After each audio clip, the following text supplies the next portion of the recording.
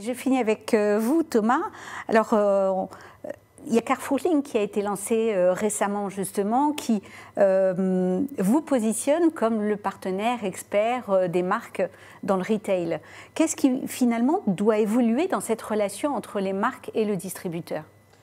Ce qui évolue véritablement, c'est de donner la possibilité à ces marques qui sont distribuées chez Carrefour, ces très grandes marques qu'on connaît tous, qui ont cette difficulté-là, ou qui peuvent avoir cette difficulté-là, c'est qu'elles n'ont pas accès forcément au client final, puisque c'est nous, distributeurs, qui l'avons.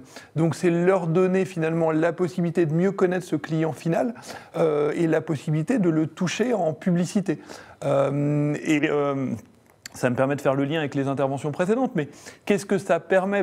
Ça permet, quand on sait qu'on s'adresse à des consommateurs de son produit ou de sa gamme de produits, à des petits consommateurs ou à des consommateurs du concurrent, de proposer une expérience publicitaire différente. Ça paraît tout bête, on se dit, vous consommez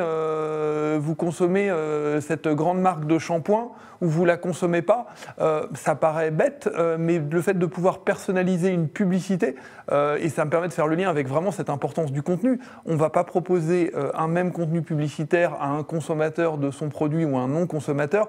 Et qu'est-ce que permet finalement, et c'est quoi l'ambition de cette nouvelle activité publicitaire qu'est le retail média, auquel on croit beaucoup chez Carrefour avec la création d'une entité dédiée qui s'appelle Carrefour Links, effectivement, c'est de se dire, en fait, vous vouliez tous le faire, vous pouvez le faire.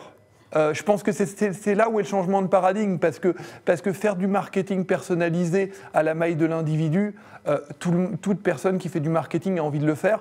C'est vrai que là où pour nous ça change les choses, c'est que la technologie le rend possible facilement, à des budgets raisonnables, à une maille à la fois soit très massive, soit extrêmement chirurgicale. Je pense que c'est ça qui rend cette différence possible, et c'est ça qui, à mon sens, rend la possibilité publicitaire, avec, je le précise et je le redis, mais on se dit toujours, mais quelle différence en termes de données par rapport à la donnée d'un Google ou d'un Facebook ?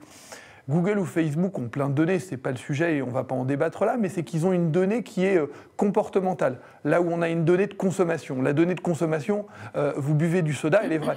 On n'est pas sur je me suis déplacé d'un point A à un point B qui est interprétable, mais là on est sur une donnée de consommation de produits du quotidien qui est extrêmement courante, qu'on a tous les jours. Et je pense que du coup derrière ça, on en revient à ce que vient d'évoquer Maëlys, pas oublier le contenu.